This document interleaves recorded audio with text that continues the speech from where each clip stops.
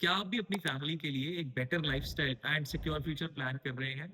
New Zealand सिर्फ घूमने के लिए नहीं, सेटल होने के लिए भी वर्ल्ड की बेस्ट कंट्रीज में से एक है। लेकिन लोग कंफ्यूज अक्सर यहाँ हो जाते हैं कि कैसे इस प्रोसेस को स्टार्ट करें, वीजा कौन सा अप्लाई करना है, क्या वो अपने बच्चों को साथ लेकर जा सकते हैं या नहीं, स्पाउस को वर्क राइट्स मिलेंगे या नहीं। तो आज हम सारी कंफ्यूजन को क्लियर करेंगे, स्टेप बाय स्टेप एक्सप्लेन करेंगे कि प्रोसेस को आप कैसे एग्जीक्यूट कर सकते हैं, कौन से वीजास के लिए आपको अप्लाई करना है, कितनी फीस आपको पे करनी है इमिग्रेशन को, कैसे कैसे आप अपने फंड्स को प्लान कर सकते हैं, कौन से प्रोग्राम्स आपको चूज करने चाहिए जिनके साथ आपको स्पाउस एंड किड्स दोनों का वीजा मिल जाएगा। तो अगर आप 2026 के अंदर अपनी फैमिली के साथ न्यूजीलैंड जाना चाहते थे तो ये वीडियो आपके लिए है, एंड तक जरूर देखिएगा।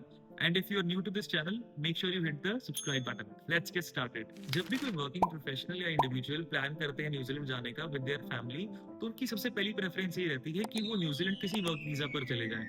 बट इंडिया में बैठे बैठे न्यूजीलैंड के अंदर वर्क अपॉर्चुनिटीज एक्सप्लोर करना काफी ज्यादा टाइम कंज्यूमिंग है, एंड स्टूडेंट्स इसके अंदर काफी ज्यादा टाइम वेस्ट कर देते हैं। तो सबसे fast and right pathway New Zealand जाने का, that is a study pathway. अगर आप न्यूजीलैंड के अंदर कोई हायर क्वालिफिकेशन में एडमिशन लेते हैं तो आपको वो क्वालिफिकेशन कंप्लीट करने के बाद काफी बेनिफिट्स मिलते हैं। सबसे बेस्ट बेनिफिट इस चीज का ये है कि आपको 3 साल तक का पोस्ट स्टडी वर्क वीजा मिलता है। ये एक ओपन वर्क वीजा होता है, इसमें आप न्यूजीलैंड बेस्ड एम्प्लॉयर के साथ काम कर सकते हैं। आपको कोई रिस्ट्रिक्शन नहीं है कि आप सिर्फ एक ही एम्प्लॉयर के साथ काम करें, आप अक्रॉस न्यूजीलैंड किसी के साथ भी काम कर सकते हैं। जिस टाइम पे आप अपनी क्वालिफिकेशन कंप्लीट कर रहे होंगे, एंड क्वालिफिकेशन कंप्लीट करने के बाद जब आप पोस्ट स्टडी वर्क वीजा पे होते हैं, ड्यूरिंग दिस एंटायर टाइम आपके स्पाउस को फुल टाइम वर्क रेट्स मिलते हैं, जिसका बेनिफिट ये होगा कि आपके लिविंग एक्सपेंस कवर करने के लिए आपके पास इनफ इनकम होगी, एंड आप वहां पर काफी अच्छी अमाउंट सेव कर सकते हैं। जैसे ही आपकी क्वालिफिकेशन कंप्लीट हो जाती है, उसके बाद आप न्यूजीलैंड के अंदर मल्टीपल पाथवेज के अंदर आप रेजिडेंसी डालने के लिए एलिजिबल हो जाते हैं। For example skilled migrant category, green list category, जो work to residents and stay to residence options आपके लिए ओपन कर देते हैं। So I would highly recommend you to go for a study pathway instead of waiting for work opportunities from here in India. अब हम बात करते हैं कि कौन सी क्वालिफिकेशंस के लिए आपको डेफिनेटली कंसिडर करना चाहिए न्यूजीलैंड जाना, एंड कौन सी क्वालिफिकेशन के बाद एक्चुअली आपको वर्क राइट्स मिलते हैं, आपके स्पाउस को वर्क राइट्स मिलते हैं, आप अपने डिपेंडेंट चाइल्ड को साथ लेके जा सकते हैं। सो सबसे पहले आती है लेवल 9 मास्टर्स, जो कि research masters and taught masters दोनों हो सकती हैं, एंड पीएचडी प्रोग्राम्स। अगर आपका मन है न्यूजीलैंड में जाकर मास्टर्स करने का तो ये बहुत अच्छा पाथवे है। इसके बाद आपको 3 साल का पोस्ट स्टडी वर्क वीजा भी मिलता है, एंड आपको 6 पॉइंट्स मिल जाते हैं which you can claim under skilled migrant category. New Zealand के अंदर मास्टर्स प्रोग्राम दो तरह से होते हैं, एक टॉट मास्टर्स रहता है एंड एक रिसर्च मास्टर्स रहता है। जो भी एप्लीकेंट्स इंटरेस्टेड हैं to apply for a research based masters, उनको ये बेनिफिट मिलता है कि रिसर्च मास्टर्स के ड्यूरिंग वो फुल टाइम काम कर सकते हैं। अगर वो एक टॉट मास्टर्स के लिए जा रहे हैं तो उन्हें part time work rates allowed होते हैं, जो कि आज के टाइम पर 25 आवर्स पर वीक है। सो आप डिसाइड कर सकते हैं, अगर आपका प्रोग्राम रिसर्च मास्टर्स के अंदर आता है तो आप डेफिनेटली उसे कंसिडर करें। लेकिन अगर आपके पास कोई स्पेसिफिक नीश है जैसे कि टीचिंग या नर्सिंग, तो आप न्यूजीलैंड के ग्रीन लिस्ट प्रोग्राम्स भी ले सकते हैं इन हेल्थ केयर, टीचिंग। इन दो टाइप्स के प्रोग्राम्स के अलावा भी बहुत सारे प्रोग्राम्स हैं जो कि अब आपकी स्क्रीन के ऊपर अब लिस्टेड हैं। आप इनमें से भी कई प्रोग्राम्स चूज कर सकते हैं। अब जैसे ही आप ये प्रोग्राम्स कंप्लीट करते हैं, आपके पास मल्टीपल पाथवेज ओपन हो जाते हैं for settling down in New Zealand. अब हम बात करते हैं कि अब कौन से टाइप का वीजा अप्लाई करना है।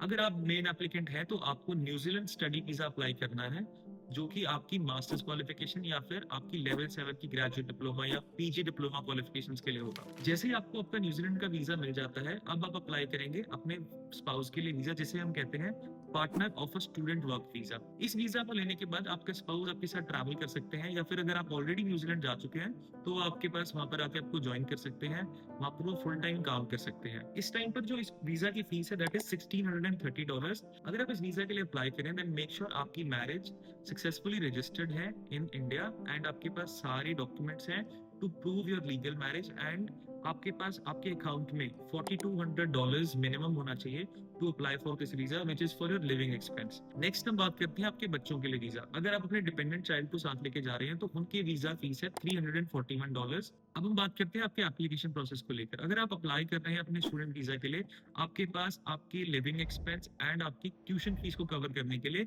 सफिशिएंट फंड्स होने चाहिए। ये फंड्स आप अपने fixed deposits, savings account and education loan के थ्रू भी ले सकते हैं। अगर आप अपनी ट्यूशन फीस को कवर करने के लिए कोई लोन ले रहे हैं देन मेक श्योर ये loan against a fixed asset हो, ये एक सिक्योर लोन होना चाहिए।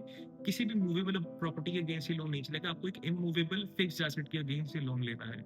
If you need more clarity on this, you can get in touch with our team. We are mentioning our contact details and we will be very happy to help you in the entire visa process. इस पूरे process के अंदर कौन से visa types हैं, कितनी कितनी उनकी फीस है और आपको कितना फंड्स उसमें शो करना है, हम आपकी स्क्रीन के ऊपर मेंशन कर रहे हैं, आप इसका एक स्क्रीनशॉट ले सकते हैं। आई थिंक ये सारा प्रोसेस बहुत इजीली हमें एक्सप्लेन करते हैं कि कैसे आप न्यूजीलैंड जा सकते हैं with your family. I would like to add a few more tips. आप अपनी एप्लीकेशन को अपने टारगेट इनटेक से 3 महीने पहले जरूर अप्लाई करें, बिकॉज आपके वीजा को आने में 1 महीना लगेगा एंड उसके 1 महीने के बाद आपके स्पाउस का वीजा आने में लगेगा। सो डेफिनेटली आप अपनी एप्लीकेशन को राइट टाइम पे अप्लाई करें ताकि आपका वीजा एंड आपके स्पाउस का वीजा टाइम पर आए एंड आप दोनों इकट्ठे अप्लाई कर सकते हैं न्यूजीलैंड के लिए। If you need expert guidance and solution for your New Zealand visa and your spouse visa, you can get in touch with Stepfed Education Consultants. We have experience of more than 19 years and we would be very happy to help you to sort this entire process. If you like this video, give it a thumbs up or share it with someone who is planning to go to New Zealand this year or next year.